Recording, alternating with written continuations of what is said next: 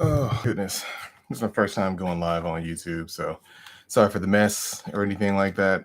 Um, I was going through absolute hell trying to make sure all this stuff was set up properly, and I don't know if I like YouTube's live streaming platform, but here I am. So anyway, welcome to this stream for They Clone Tyrone. I'm just gonna go ahead and get started and not like wait for people to get here because you'll be able to watch this after it's live anyway. But yeah, I just wanted to host this solo this time to talk about the film and some of the things that you may or may not have missed. I waited this long because I figured that um, perhaps it'll be nice to not spoil things right away and just kind of get into discussion after the fact. So yeah, um, if you haven't seen They Clone Tyrone and you want to avoid spoilers, you should probably get off of this live stream right now, because I'm definitely about to get right into it. And if you're watching this, go ahead and just leave me some comments in the chat, and I'll talk about them and discuss them. If you have any questions, just fire them off as I'm talking. I don't care if I'm in the middle of like saying something; it's not gonna offend me. But yeah, They Clone Tyrone, as you know, it's like a sci-fi thriller comedy, conspiracy theory, uncovering type of film. It's by Juel Taylor, and it's blowing up on Netflix. It's been blowing up on Netflix since it released. What, um, 2 weeks ago? I'm not even sure, but everybody's been talking about it. I mean, everybody's probably talking about folding chairs now. But um it's a great and really exciting movie. I've actually seen it 3 times now, so I'm pretty fresh on the details. I think that it's easily just one of my favorite films. I mean, obviously of 2023, but like of the past couple years, if not the decade. um I've been talking with my friends about it, and one Easter egg that I hadn't even caught, he brought to my attention last night. So shout out to Lester. Give me a quick second. I'm gonna adjust some things really quick, but I'm still here, obviously, as you can see me. Uh, okay, never mind. That that was a lot faster than I thought. So yeah, like I said, if you have any questions about the movie, just let me know. Otherwise, I'm just gonna do this kind of real quick, and just go through the details. Give me a quick second.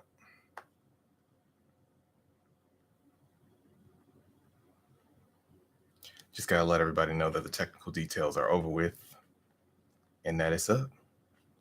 And I'm not playing any music in my background because I'm not really sure how YouTube is like with the DMCA copyright stuff. I don't want to get my channel taken down. I literally just started making content again. So yeah.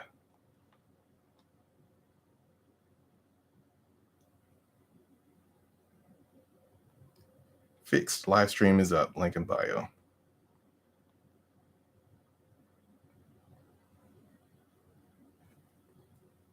Okay. So yeah, from the start, they clone Tyrone. Some of the Easter eggs that are in there are just, I feel like they're not exactly hidden, but and they're just kind of in plain sight. But you definitely have to watch it more than once. Oh, what up, Trav? It's my LB, y'all. It's my HN. If y'all don't know what that means, then if you get it, you get it. But yeah, just here talking about They Clone Tyrone. I was gonna get right into the Easter eggs that are in there. The first one, kind of that you see, and is right up there on the wall of the liquor store. Um, and that's like it says like Soma or whatever. It's like literally within the first minute or two. It says Soma anyone. It's like this yellow backdrop or whatever on the liquor store, and that's kind of like one of the products in the film, or the stuff that they're putting in the drinks, that is doing the mind control. It's a part of it. It's the stuff that they said that they were putting in the chicken and everything, but this is, according to Juel Taylor, the man who directed the movie. He said it's just kind of being tested in the Glen before it gets like that FDA approval and goes out into the world. If you guys want to follow along with me, I'm actually going off of this guide and everything on first watch. Not to brag or anything, but I noticed a lot of the little Easter eggs and details without having to look this up. But if you guys want to go to netflix.com, they actually have a good little article for 8 Easter eggs hiding kind of this camera is not going to catch that up. 8 Easter eggs hiding in plain sight in They Clone Tyrone. It's a great little guide of things in there. One of the other things that was in there as a quote unquote movie buff or whatever. I don't like to put like titles on myself or anything. Was and it's literally the next point on this page is the Clockwork Orange lady. There's a character that goes missing, kind of like after the first time that you see her in the film, and she's the one that appears on all of the flyers on the light posts and the stores and everything. You only see her once, and then she disappears because she got kidnapped. And then the next time you see her is in the underground scenes, when they go deep down in the layers after they find the secret base under the church. After the scene with David Allen Greer and them and everybody, and they're dancing and everything. And I think back that thing up is the instrumental that they're playing. I thought that that was a pretty cool thing there. And like I said before, if you guys weren't in here already, you can fire off any questions that you have.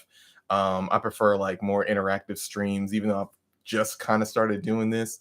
If you guys have any questions about the movie, if there's something that you didn't get, if you haven't been reading guides or anything like that, then fire them away. Or you can also ask me any questions about just me, or tell me about your day, whatever. But I don't want to be talking out of camera the whole time. Otherwise, this stream is going to last like 15 minutes. Not that that would be a problem for me. um, but yeah, as for the Clockwork Orange lady, man, what was her name? I can't remember. But Juel Taylor says another nugget hidden in the opening scene: the appearance of a mysterious woman who remains a constant silent presence throughout the film. She pulls up to the store in the beginning, and she is seen next underground. Like I was saying before, she's been abducted, having some Clockwork Orange-esque things happen to her. Basically, they're feeding her, information or images with her eyes kind of peeled open by these like aluminum prongs and everything. And that's a reference to a Stanley Kubrick movie that anybody in film school will have to watch, or anybody who's like a film buff will tell you to watch or skim. It's just one of those things that gets referenced a lot in movies, especially sci-fi movies, especially any movies that have to do with abduction, whether it has to deal with aliens or anything of this sort. So anyway, he said that some Clockwork Orange-esque things happened to her, alluding to that Stanley Kubrick classic. We see her face on a missing poster. There's a lot of missing people posters peppered throughout, but we focused on this one because we've seen her. And then at the end of the movie, when everybody's on the news and you see Fontaine, Slick, I don't know if you see Yo-Yo again on the news at that point, but she's actually walking around in the street before you get to that little post-credit scene, if you will. So that one's a small one that you might not have noticed the first time that you watched the movie. I know I didn't notice her at the beginning, seeing her at first. I didn't notice her until actually rewatching again today on my lunch break. Don't tell my job. I'm just kidding. The other one is Fontaine's drink of choice. So this Easter egg was one that really caught me by surprise, and my best friend actually told me about this one because he, just like the director of this movie, loves this film, this blaxploitation film called Black Dynamite, starring Michael J. White or Michael Jai White. Um, and the drink of choice is a 40-ounce thing of Anaconda malt liquor. As Fontaine is walking out of the store after he bought the liquor, which you can also see on the shelves, he walks past this old man who kind of always gives him some type of proverb or whatever that directly reflects the reality of the situation in the Glen. And this Anaconda 40-ounce malt liquor is actually the liquor of choice of Black Dynamite in the Black Dynamite film. And something that's really cool is Juel Taylor says that Michael J. White said that basically you could steal it for the movie, and so there you have that sort of connected those connected universes, which I think is pretty dope, especially with two black films produced by black production companies and has predominantly black cast. Goodness, that was a great kind of callback because that movie came out in 2009. So the other one is that I thought was really cool. I didn't catch this one at all until I looked it up. But this one is called The Ballad of Keisha and Daquan.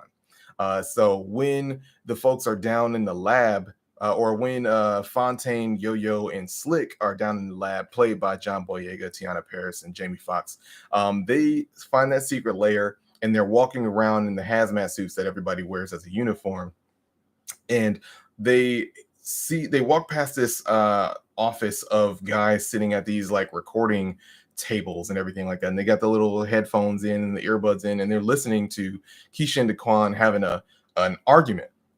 But before we even get there, in Fontaine's home with him living with his mother, you can hear the neighbors sort of arguing in a muffled sort of state. And that's actually Keisha and Daquan. And the whole thing is they are the couple that is constantly making up to break up. And so the guy who's in the lab coat or whatever in the secret headquarters, as he's listening to them, he's transcribing the audio sort of, but he's also kind of basically writing. If you press pause, he's kind of basically writing like, oh yes, Keisha is supposedly gonna break up with Daquan, but we all know that that's not gonna happen. And throughout the movie, you hear them arguing again, but according to Juel Taylor, sorry, goodness, I gotta get a little. Also, shout out to the black business that I got this from. I was at the Summerfest grounds, and Chloe of Chase My Creation. Sorry, I don't have the tag on me. I hope I'm not saying your business name wrong. But she had this and this T-shirt, more black businesses, and don't be racist. It's my favorite new glass cup. So yeah, as I was saying, the Ballad of Keisha and Daquan, it continues in the soundtrack for the film, which I thought is pretty cool. I haven't even finished watching the soundtrack of the film, but what I heard is really good. And I love listening to movie soundtracks and original motion picture scores for movies. So make sure you check that out. That's one of my favorite Easter eggs of the film. Travis, you got any questions, bro? It's a tough crowd of us three folks in here. Just kidding. But if not, no worries. I'm not gonna switch all to ask questions about the film or anything, because like I said, we've all seen it already. Maybe none of this stuff is new to you. But if you guys want to talk about the movie, then talk about the movie. I could talk about movies all day, and I could listen to myself talk about movies all day. I'm just saying that if you guys want to interact a little bit, don't be shy. Slick Charles goes Superfly. So I'll be honest, and don't try to take my black card or nothing for this, but I've never seen Superfly. So I didn't catch the reference of Jamie Foxx's outfit and everything being one of the Easter eggs, but I'll get into that. No questions, but I definitely didn't know some of the things you mentioned. Success. That was the whole thing about the stream that I kind of wanted to do. I wanted to do it earlier, and maybe I'll start doing streams right away after I've seen a movie, because my written stuff is for spoiler-free content, and my regular YouTube videos are, I think, gonna mostly be spoiler-free content. But I kind of want these live streams to be like where we just kind of let out all the details and just talk live. I don't know the extent of YouTube's thing. I don't really see any options for like letting people co-host a video or not.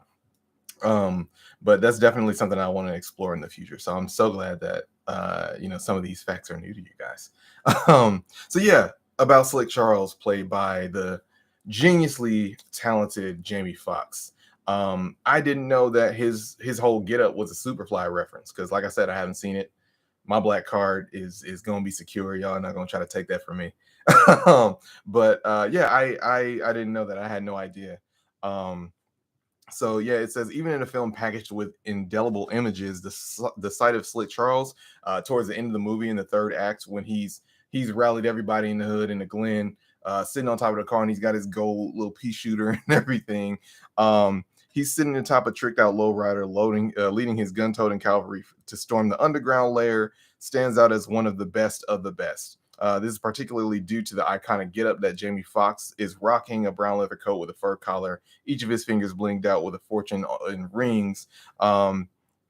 And if the ensemble looks familiar, that's absolutely intentional. That's the Ron O'Neal, Taylor said, referring to the star of 1972's inner city action classic Superfly. Now, there was also a Superfly remake, if you didn't know, directed by Director X, who also had a strong background as a music video director and everything like that, which is another film that I haven't seen. So I haven't seen the original, haven't seen the reboot. Guess I got some homework to do in terms of more black cinema. So I'm gonna put that on my watch list. Um, moving on, this one is kind of like real low key and is like the preference of the director more so. I didn't catch this one at all, but it says shout out to Dominique and Unique. So Fontaine Yo-Yo and Slick Charles, after they get out of the layer, sort of in those hazmat suits, they kind of end up in like a club, but they end up in I guess it's a strip club. And as the dancers, the performers leave, they Fontaine, Yo-Yo, and Slick Charles, they get undressed out of the hazmat suits, and on the lockers, I guess if you pause it, do a little freeze frame, are the names I think of one of Juel Taylor's favorite R&B duos. Let me see here. Sorry. Um, did you catch the names on those locker room doors by chance? They come from a deep cut of one of Taylor's favorite rappers. Growing up, I listened to a lot of Raheem the Dream, and these are two of the working ladies referenced in one of the songs. So when I was thinking of names, they were the first that came to mind. So I wouldn't have caught that one either way. And I, I like to, feel smart by understanding movies when I when I first watch them. But that one I wouldn't have gotten at all whatsoever because I didn't get the reference. This next one is probably my favorite of all of them because I love when filmmakers play with sound in really subtle ways because you're not going to pick it up the first time unless maybe you're an audio engineer who loves dealing with sound and can hear literally everything. But check this one out. After the club scene, they get chased out because of the DJ. He starts playing music and the music controls people and what they do. Right? They all chase out the trio of Fontaine, Yo-Yo, and Slick, and they get them all the way out to the or into this car that they chase them into, and then they surround him, and then that that white dude, oof, Sutherland, Kiefer Sutherland. Goodness gracious, I should have done my little seashore seashells little practice thing, but hey, I'm learning. Um, he comes out and he's basically ordering them around. But here's my favorite thing about this that I did not pick up, and now I have to watch it a fourth time with some noise canceling headphones and see if I can listen to this. But Juel Taylor, the director of the film, says that in this scene there's a subtle Morse code happening in the background that's actually giving off messages that say things like surround them, apprehend them, or like stop, go, etc. I'm going to read this little excerpt from the Netflix site for They Cloned Tyrone about his thoughts. So there's Morse code that you can't even hear.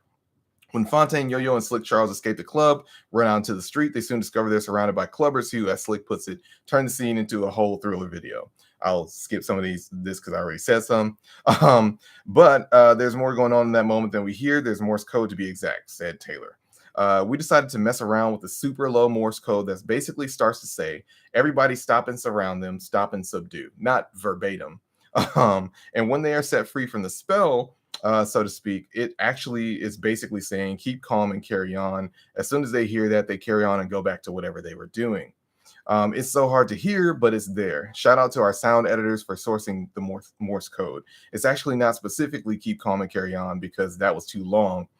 It's something like carry on or as you were, something like that. So that's directly from the director, and I think that that's the coolest fact ever about this movie because it's just you could just have the movie and you could have like the conspiracy theory and everything, the fun stuff and all of that. You could have the things that people could pick up on just visually, but to do it with sound and to trust your sound department to do something like that, I think it's great.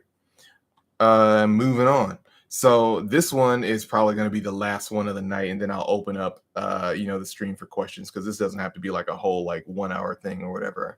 But I don't know how many of you stayed for the credits. But once you get to the credits, after you see the big reveal of not Fontaine, but the actual Tyrone in California, and the credits roll after he sees himself on the news. That's when you start to hear Better Call Tyrone by Erica Badu. And Juel Taylor mentioned this already, so you might have seen it floating around social media. But this is also the second coolest fact to me, is that she actually re-recorded that song for this movie, because you can hear her saying they cloned Tyrone. So if you haven't noticed that before, go back and listen to it. Listen to the soundtrack to the movie, or just go back and rewatch the movie. It's very fun, very replayable, and listen to that.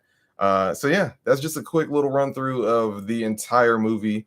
I had some other things that I wanted to discuss, like if there were more people here right now, I was going to ask you guys, how many times did Fontaine, as we know him, as we saw him in the movie, actually get cloned? Because the first time we see him, he wakes up. That's first Fontaine. First Fontaine gets shot after, as a result of hitting old boy with a car who was selling drugs on his corner or whatever he hit him with the car for. He got shot outside of Slick Charles motel that he was staying at or whatever, and left in that car. He wakes up the second morning, meaning that this is Fontaine 2. And then was dang, what now I'm getting messed up. Fontaine 2 is the one who ends up uncovering the conspiracy because he visits Slick Charles, and Slick Charles is freaking out, right? And then Yo-Yo is the one who kind of corroborates Slick Charles' story, like, hey man, I saw you. And then Fontaine asks Yo-Yo, hey, did you see me? You know, where was I with you? And she's like, not like that. And then she says, like, yeah, but yeah, you were walking around and everything. And this is before or after Fontaine actually sees his previous self, who actually survived, walking down the street and gets swept up by an SUV that bolts down the alleyway. So that's two Fontaines. The second Fontaine does not die until the second or third act, and it's deliberate when they're kind of making the plan to storm the castle. So he gets shot by the dude from P Valley. I'm sorry, very talented actor. I'm not trying to disrespect him by not knowing his name, because he can act. The guy is phenomenal. But he shoots Fontaine after a little speech or whatever. But that Fontaine wakes up in the lab. So we're still on two Fontaines, right? Maybe I'm tripping. Two Fontaines. He wakes up in the lab. He's technically not dead, I guess. So he's just waking up. But another Fontaine wakes up anyway in the community and has to get the gist. He gets kidnapped after, man, I can't remember the name of the other sex worker.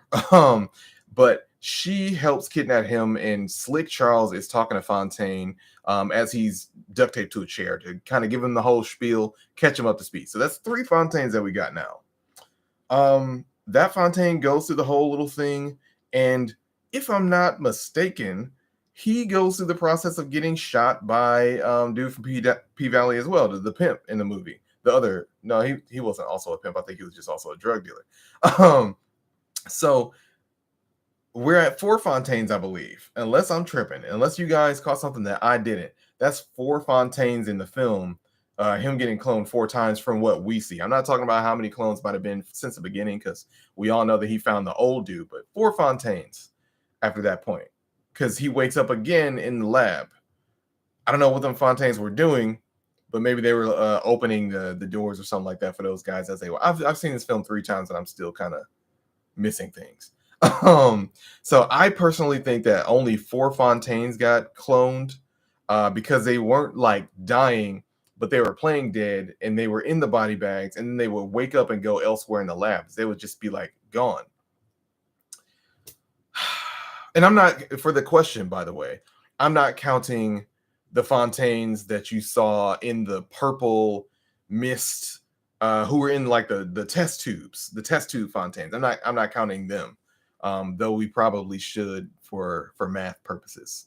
So yeah, that's just one thing. Go ahead and fire off in the comments if you know something that I don't, but that's the one out of all of the Easter eggs. The thing that kept me up at night about this movie is just I could not for the life of me figure out the perfect count of how many Fontaines we see get cloned and I guess are walking around. Because I guess the one in the lab, if you did want to count it, is just an additional one on top of that for making 5 fontaines. But your guess is as good as mine unless you actually done this count. But that's something that I couldn't solve before starting the stream, and I'm a little mad about it. So yeah, anybody else got any more questions? If you don't, maybe I'll wrap this up in a little bit. Um, but yeah, they cloned Tyrone. I want all the sequels. I want a Netflix spinoff series. I want them to give the budget to this that they gave to Stranger Things. Because I mean, there's only so many times you can see a group of white kids riding bicycles around a neighborhood. And don't get me wrong, Stranger Things is my show. Like I watched it, I binge watched it the first week that it was out, so don't come at me like I'm hating.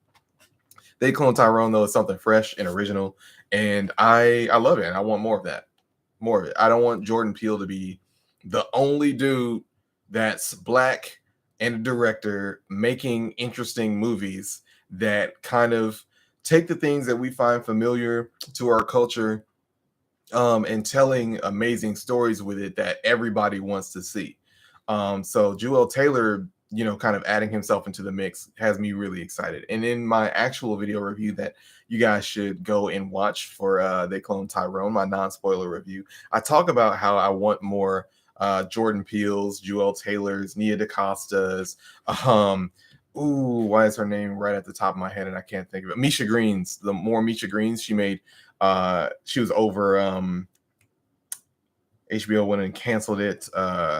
Man, my brain is not being my friend right now. It had Jonathan Majors in it and Lovecraft Country. Goodness gracious, that was almost like a whole minute trying to figure that out. So yeah, I want more of that. I'm a big sci-fi and horror guy. Like those are my movies. I'm almost sold anytime I just see a trailer, especially if it's black people in it. I'm going to see it if it looks good and it looked like it wasn't like made on Tubi or something like that. I'm not hating on Tubi because it's a very accessible platform and they put a lot of stuff on there. But like the older I get, my time is very valuable to me. So if I'm gonna sit down for like 1 to 2 hours watching a movie, it better be good. And I'm not as cutthroat as I make that sound, but yeah, after They Clone Tyrone, I hope that this is sort of the signal to streaming platforms like Netflix, HBO, Peacock, etc., to just pour into black creatives who are trying to make these stories. Juel Taylor is not the only person who is capable of writing these things. I know tons of people, not to toot my own horn or whatever, who are like also writing things and want to direct stories like this.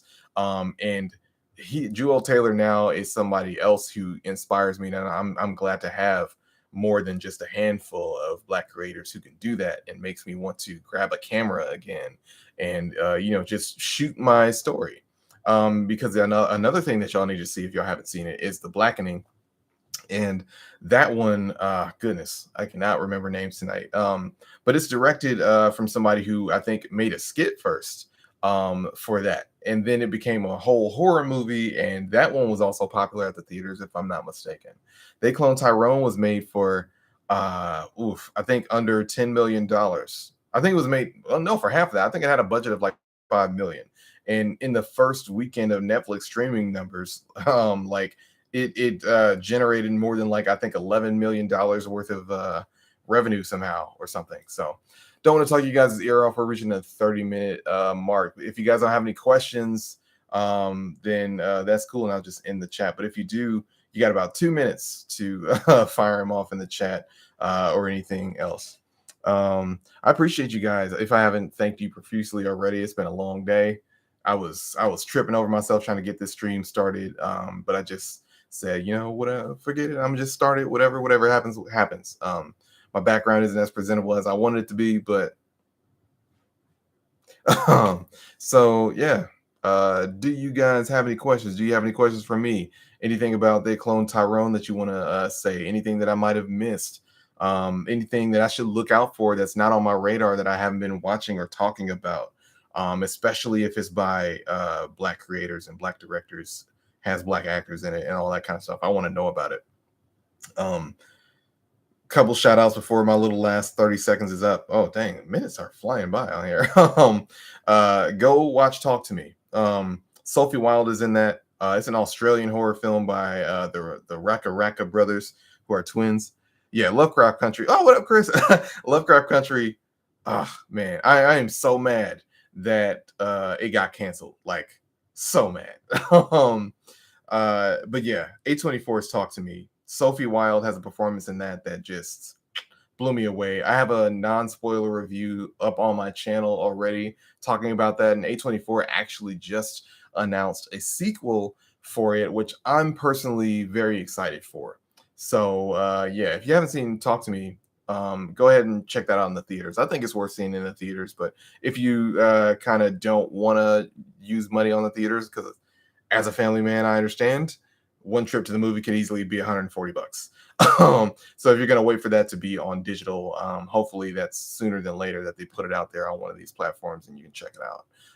I would personally recommend watching that in your home theater system setup, whatever you did. If you got a sound bar or something that's just beyond the sound coming out of your TV, I highly recommend watching that movie in a dark room if you're about that horror movie life. So yeah, 30-minute stream, 31-minute stream. Not bad for my first time. I feel like I appreciate you guys asking questions, jumping in the comments and whatnot. I know that as a stream viewer who's watched a lot of streams from other people, it can be kind of weird to engage and everything like that. And sometimes you just want to watch and don't want to say anything. Some of you might have food in your hands, whatever, and you don't want to spill it. Cool, doesn't bother me at all. I'm getting more used to this whole like talking to a camera thing. You would think I'd be used to it now given the pandemic, but anyway, 31 minutes is cool. Thank you guys for checking out the stream and stopping by. I super appreciate it. You'll be able to watch this even after it's off, I think. And hit me up on social media through Facebook, Instagram, Threads, whatever, through the Hadnot, etc., etc. If you want me to talk about another subject, or if there's a movie that you want me to see, or just that you want to recommend to me, I love talking about movies. I will literally never stop loving it. So yeah, thanks again for stopping by. I'm gonna end the stream here, and I'll see you guys next time. Hadnot out.